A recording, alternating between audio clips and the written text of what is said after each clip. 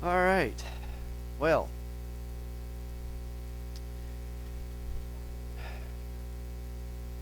pray for me today. I'm going to need it. um,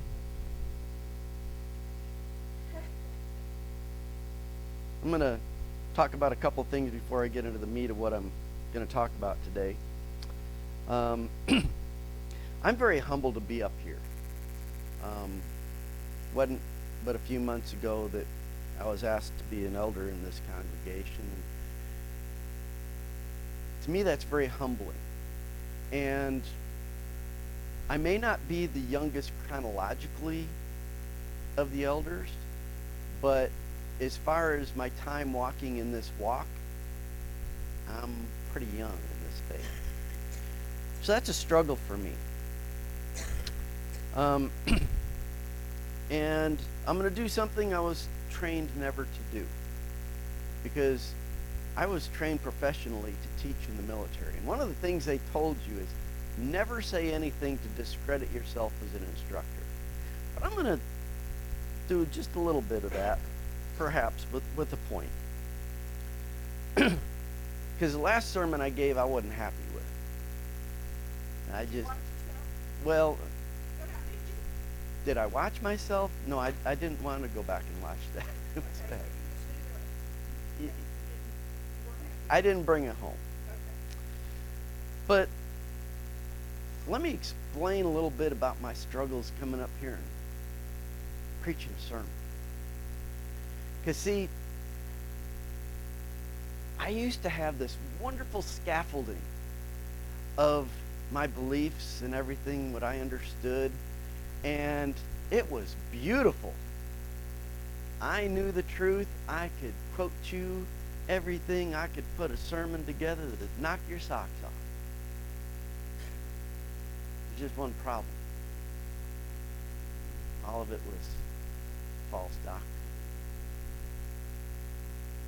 And then I found out about that, and these shelves that I had started crumbling and falling, and so it created quite a mess. And so I'm in the process of rebuilding these things, and right now I've got two shelves.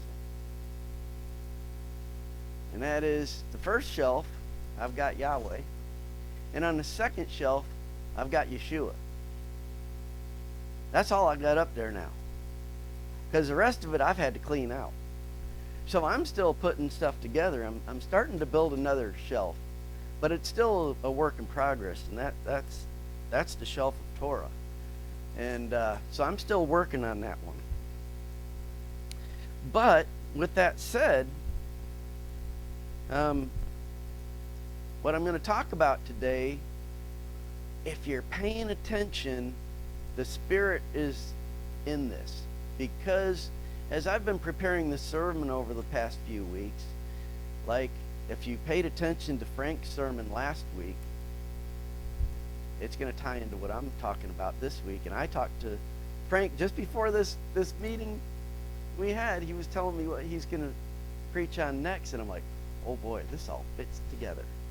So start paying attention, because there's some important things going on.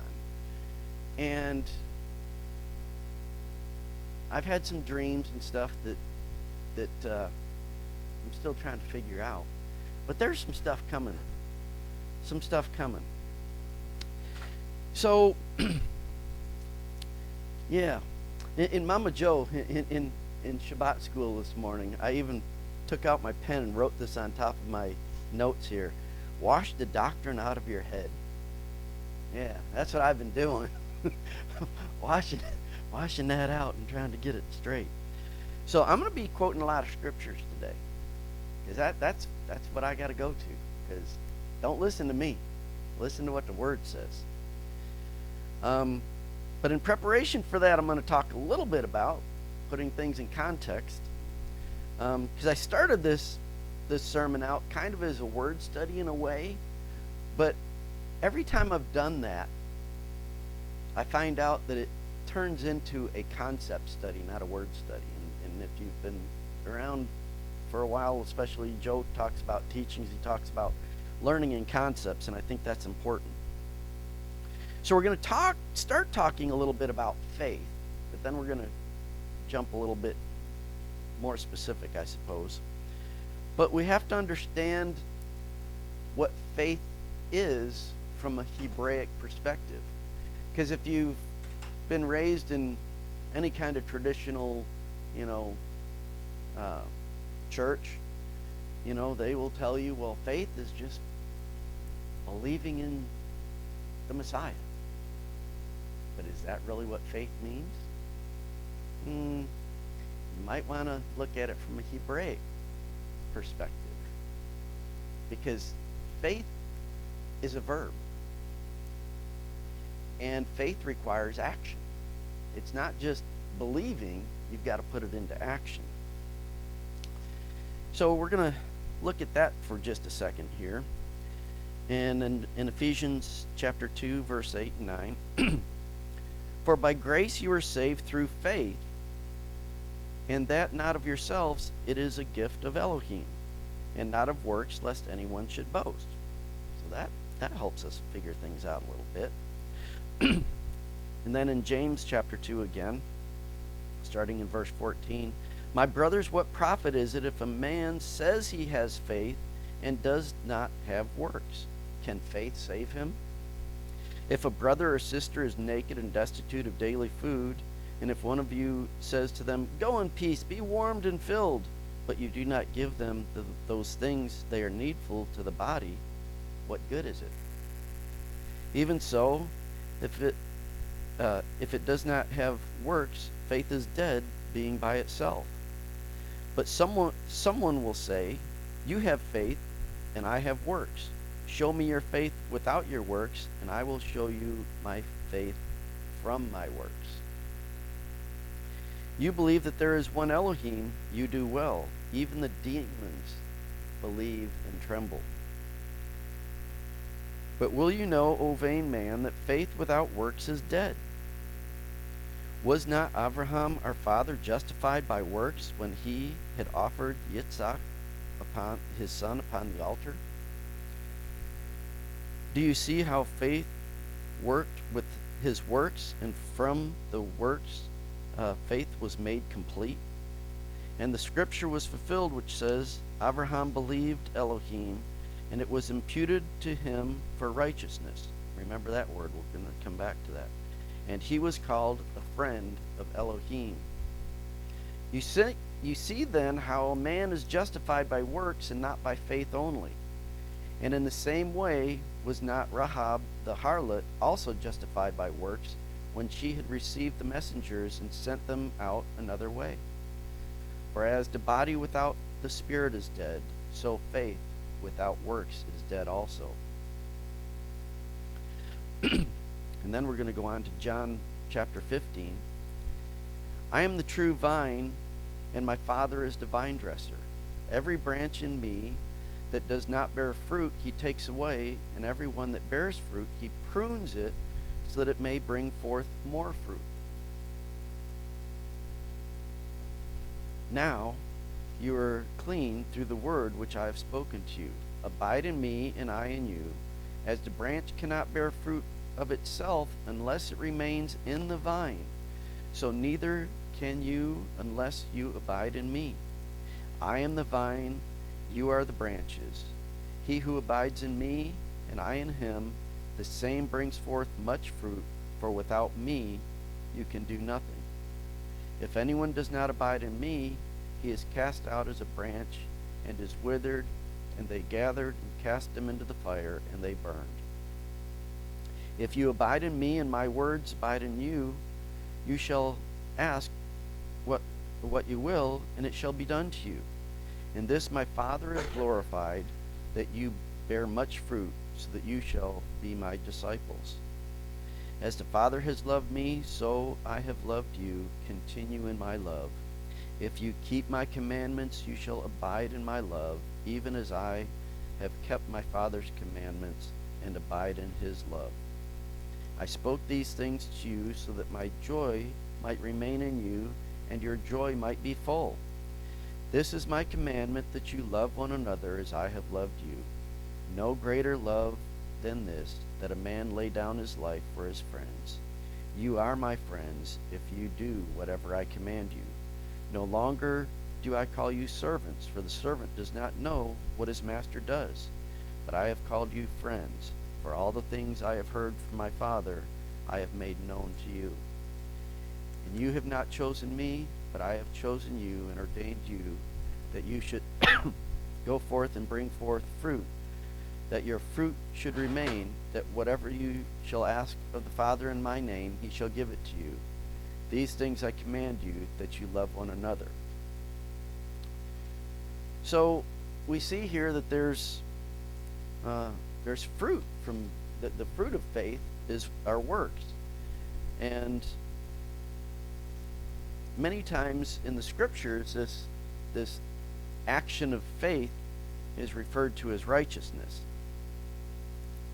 And when I go to definitions, especially from the scriptures, when we're at least speaking in English, I like to go back to the 1830 Noah Webster's dictionary. And their definition of righteousness is purity of heart and rectitude of life, conformity of heart and life to the divine law.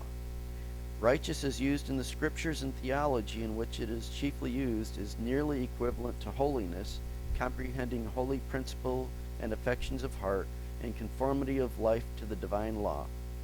It includes all we call justice, honesty, and virtue with holy affections. In short, it is true religion. Second definition is applied to Elohim, the perfection of holiness of his nature, exact rectitude, faithfulness. And third definition here is the active and passive obedience to Mashiach, by which the law of Elohim is fulfilled. And it goes on and talks about justice and justification as well. Now, let me get a drink real quick. I'm fighting the cold still.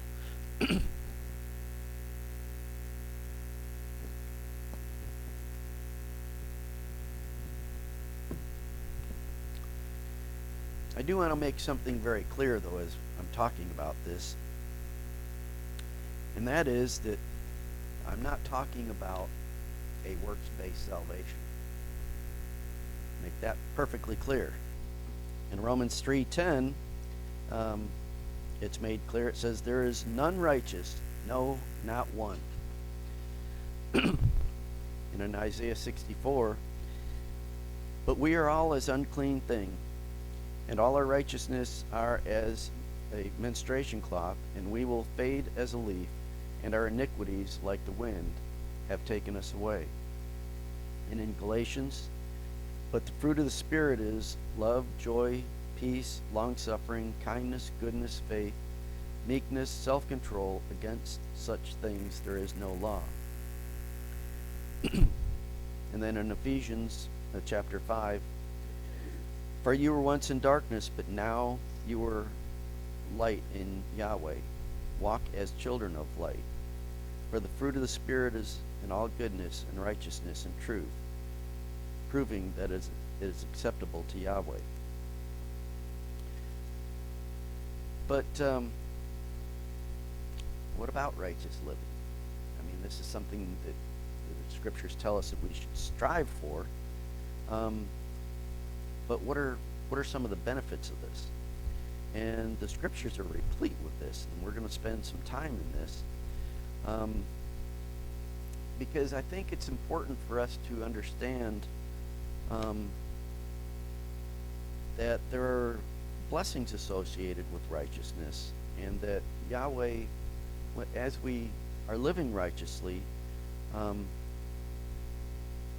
he acknowledges that in many different ways. And as we go through these different scriptures here, we'll see the different ways that he manifests that.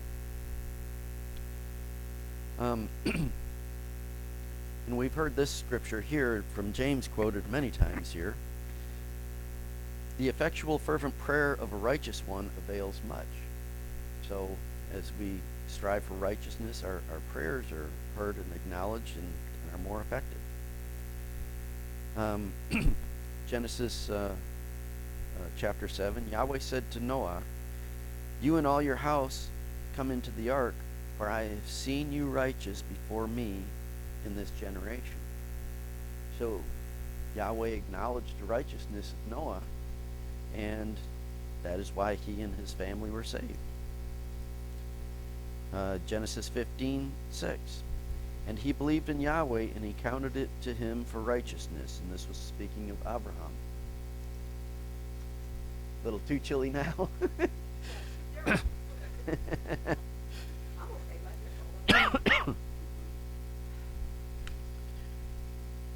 And again, this is also speaking of Abraham in Genesis 18. And Abraham drew near and said, "Will you also destroy the righteous with the wicked?" So we see that, and if you know the rest of that story, Abraham has a little discussion with Yahweh about the destruction of Sodom and Gomorrah, and they had that discussion, and because of Abraham's righteousness, even Lot was saved, and that's acknowledged here in 2 Peter 2:7. And he delivered righteous Lot, oppressed with the lustful behavior of lawlessness. And I believe that was also in reference to the righteousness of Abraham. So it extends to our family, and so on with Noah.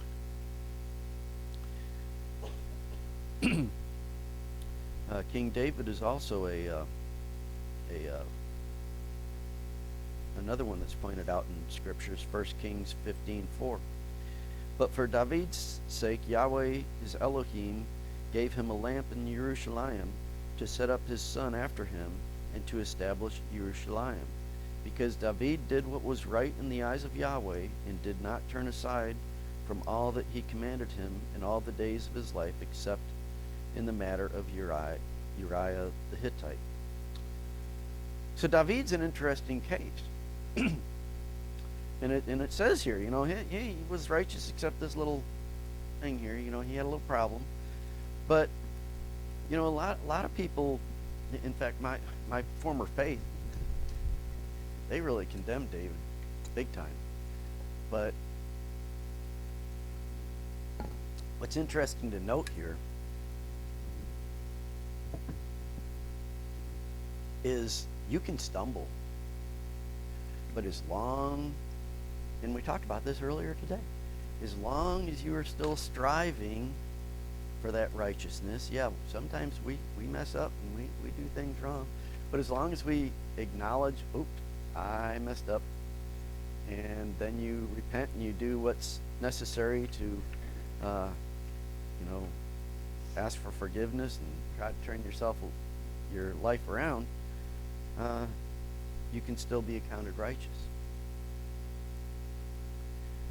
And of course, Yeshua is our example of righteousness. In Hebrews 4, we read, since then we have a great high priest who has passed into the heavens, Yeshua the Son of Elohim. Let us hold fast our profession. For we do not have a high priest who cannot be touched with the feelings of our infirmities, but was in all points tempted just as we are, yet without sin. So we see there that Yeshua was the only one that made it through this life without sin. We're going to hear a little bit from Proverbs here.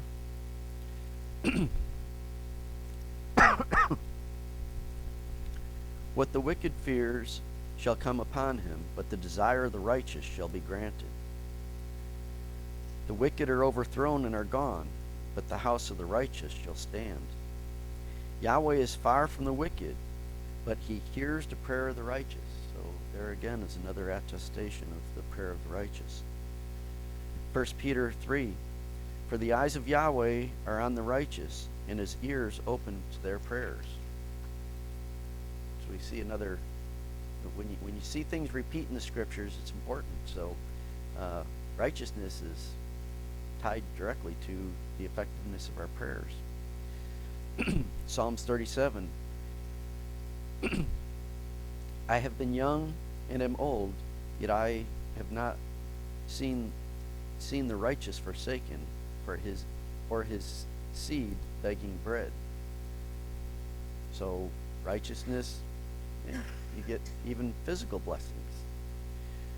So to say to the righteous, it is well, for they shall eat the fruit of their doings. And these are from Isaiah. So to the righteous, that it is well, for they shall eat the fruit of their doings. And then we're jumping back to Proverbs here. Riches do not profit in the day of wrath, but righteousness delivers from death. He who follows after righteousness and mercy finds life, righteousness, and honor. And then into Psalms again. Many are the afflictions of the righteous, but Yahweh delivers him out of them all. So it says here, we're not free from trials in this life, but if we're faithful, Yahweh will deliver us out of those trials. The righteous shall flourish like a palm tree, and he shall grow like a cedar in Lebanon. The labor of the righteous tends to life, and the fruit of the wicked tends to sin. The name of Yahweh is a strong tower. The righteous man runs into it and is safe. Now that one I could talk a little bit more about, because it's talking about the name of Yahweh, and we've had this discussion before too. It's not just the name. The name means the character, the essence of Yahweh, his very being. We're again in Proverbs. The wicked makes a deceitful wage, but one sowing righteousness has a sure reward. The wicked makes I got that one duplicated here, sorry. He who trusts in his riches shall fall, but the righteous shall bloom like a branch. For you, O Yahweh, will bless the righteous with favor, and you will surround him as with a shield. So righteousness can also be a protection to us. The righteous cry, and Yahweh hears and delivers them out of their troubles. Again, here's deliverance coming to us. The righteous shall inherit the land and dwell in it forever. So righteousness can be tied to our inheritance of the land as well.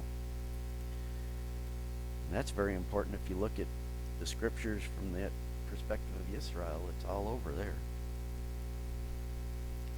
But the salvation of the righteous is from Yahweh. He is their strength in the time of trouble. So, that's interesting. But the salvation of righteousness is from Yahweh. So, it doesn't say that righteousness gets you salvation.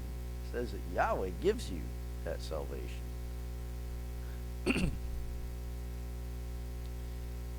Cast your burden upon Yahweh, and he will keep you. He will never allow the righteous to waver. So again, there's some protection there that comes to us. Yahweh will not allow the soul of the righteous to go hungry, but he casts away the desire of the wicked. Ooh, that's pretty powerful. Evil pursues sinners, but to the righteous good shall be repaid. And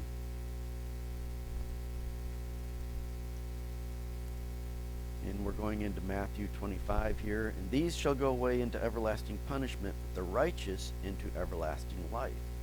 So one of the benefits of righteousness, the ultimate benefit, is everlasting life. Blessed are they who have been persecuted for righteousness' sake, for theirs is the kingdom of heaven. Again, tying righteousness to the future kingdom. We're jumping back to Psalms. Surely he shall not be moved forever. The righteousness shall be remembered forever. And then we're going back to Matthew. For I say to you that unless your righteousness shall exceed that of the scribes and the Pharisees, you shall in no case enter into the kingdom of heaven. talked about that many times. That the scribes and the Pharisees, they were teaching a different law. And so we need to be living according to the correct principles that Yeshua clarified for us. Then Paul, I got a couple here from Paul, and this one's in Galatians, and it's pretty lengthy here. Let me see. How are we doing on time? Yeah, we probably have time for this. O foolish Galatians, who bewitched you not to obey the truth, to whom before your eyes Yeshua Mashiach was written among you crucified. This only I would learn from you. Did you receive the Spirit by works of the law or by hearing of faith? Are you so foolish? Having begun in the Spirit, do you now perfect yourself in the flesh? Did you suffer so many things in vain, if indeed it is even in vain? Then he's supplying the Spirit to you and working powerful works in you. Is it by works of the law or by hearing of faith? Even as Abraham believed Elohim, and it was counted to him for righteousness. Therefore, know that those of faith, these are the sons of Abraham. And the scripture, foreseeing that Elohim would justify the nations through faith, preached the gospel before to Abraham, saying, in you all the nations shall be blessed. So then, those of the faith are blessed with faithful Abraham. For as many as are out of works of the law, these are under a curse. For it is written, cursed is everyone who does not continue in all things which are written in the book of the law to do them. But that no one is justified by the law in the sight of Elohim is clear, for they shall live by faith. But the law is not of faith, but the man who does these things shall live in them. Mashiach redeemed us from the curse of the law, being made a curse for us, for it is written, cursed is everyone having been hanged on a tree. So that the blessing of Abraham might be to the nations in Yeshua Mashiach, and that we might receive the promise of the Spirit through faith. Brothers, I speak according to man, a covenant having been ratified even among mankind, no one sets aside or adds to it. And to Abraham and to his seed promises were spoken. It does not say, and to the seeds of many, but as of one, and to your seed, which is Mashiach. And I say this, a covenant having been ratified by Elohim Mashiach, the law, coming into being 430 years after, does not annul the promise so as to abolish it. For if the inheritance is of the law, it is no more of promise, but Elohim gave it to Abraham by way of promise. Why then the law? It was added because of transgressions, until the seed should come to those whom it had been promised, being ordained through angels in the mediator's hand. But the mediator is not a mediator of one, but Elohim is one. Is the law then against the promises of Elohim? Let it not be said. For if the law has been given which could be given life, indeed righteousness would have been out of law.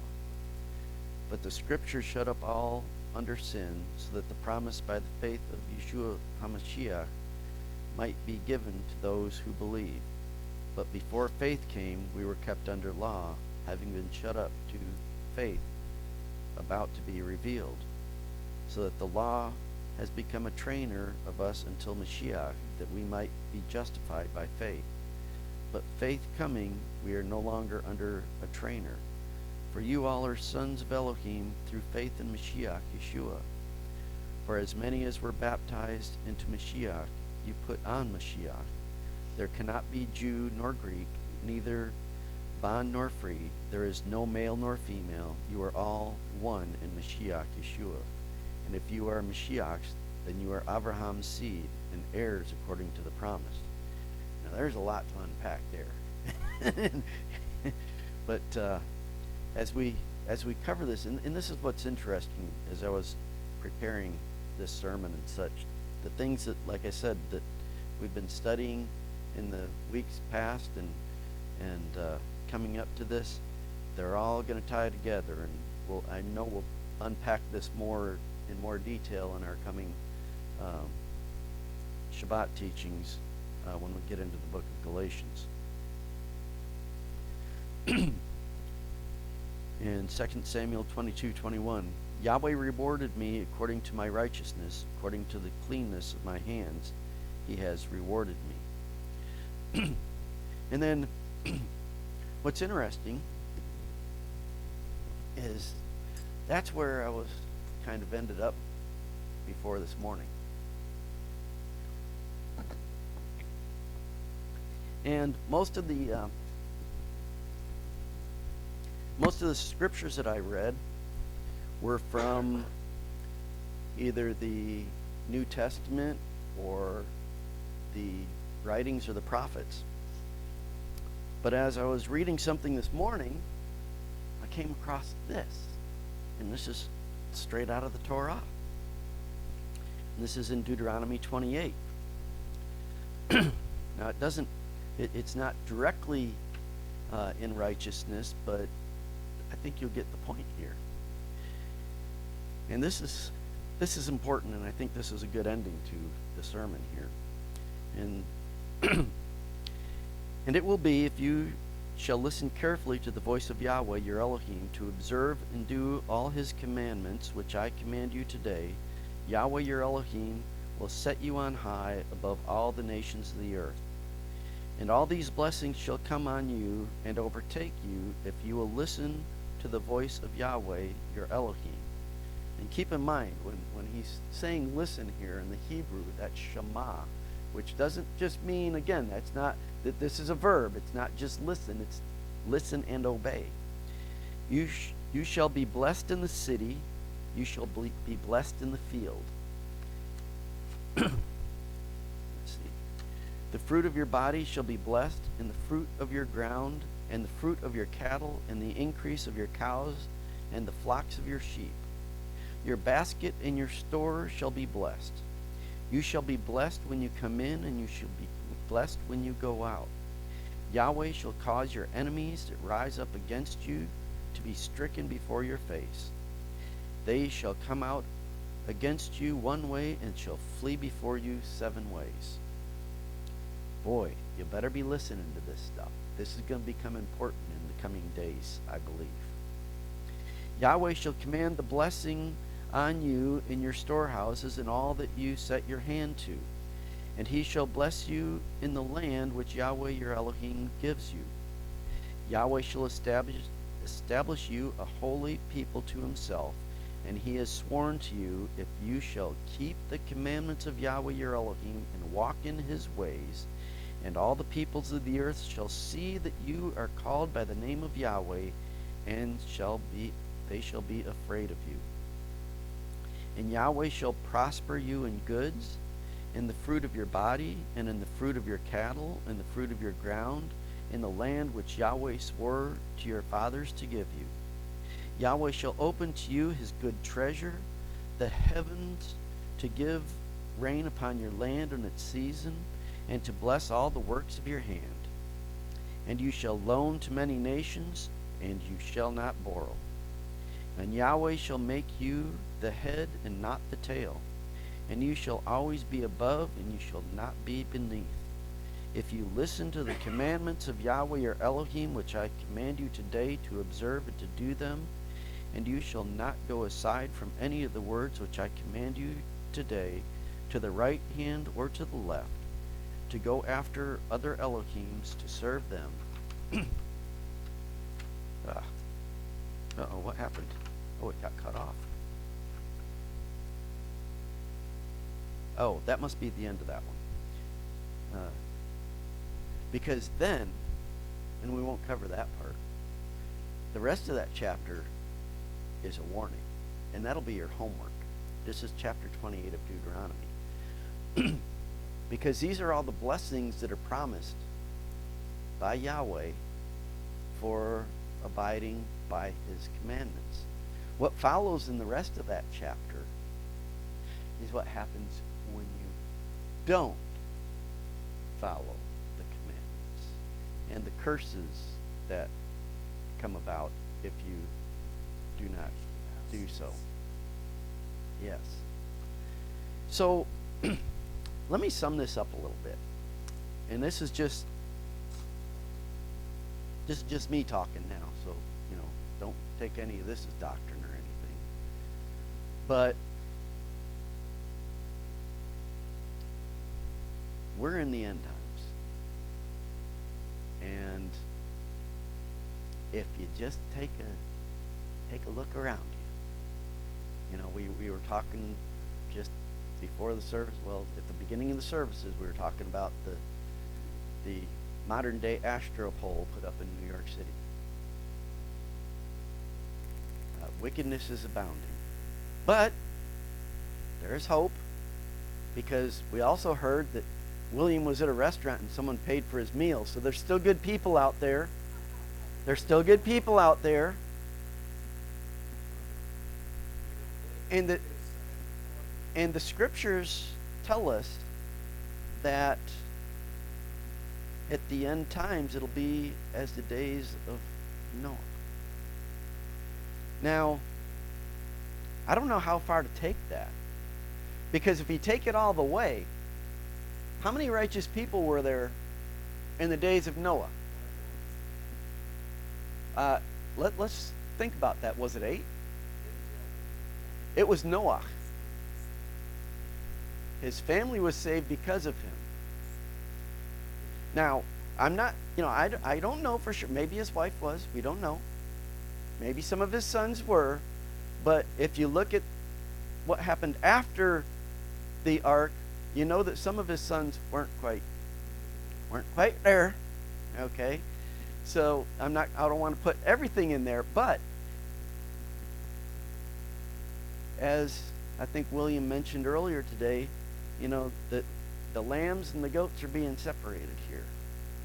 And as this comes about, there's going to be a time where we might have to pack up and gather together so that we can gather our forces together to be together. And we have to have the faith that's associated with this righteousness that I was talking about today. Because think about it. The scriptures prophesy that we're going to have another Exodus. And this Exodus is going to be so great that we will forget about the Exodus from Egypt. And this will be the Exodus of all those across the entire world that will be brought back, and the restoration of the whole house of Israel. Now, if during the original Exodus we had Yahweh providing manna, he provided quail, he provided water, he annihilated the enemies in the Red Sea, do you think that he can't do this again? That's where we need this righteousness that I'm talking about, so that we have that faith, that strength of testimony, that we can be assured that because we're living and we're acting out our faith as best we can, we ain't perfect, but we do it as best we can, that we can call down hail from heaven upon our enemies. And Yahweh will accept that prayer of the righteous and perform those miracles. That's what was going through my mind as I was creating this sermon. And I'm hoping that those thoughts will kind of dwell in there, and you take these scriptures to heart and put them into action. Take an evaluation of our lives and see if there's things that we need to work on. I know I got things to work on. And put those things into place in your life and strive for more righteousness. And with that, I leave you, and we have a closing song somewhere, I think. page 13.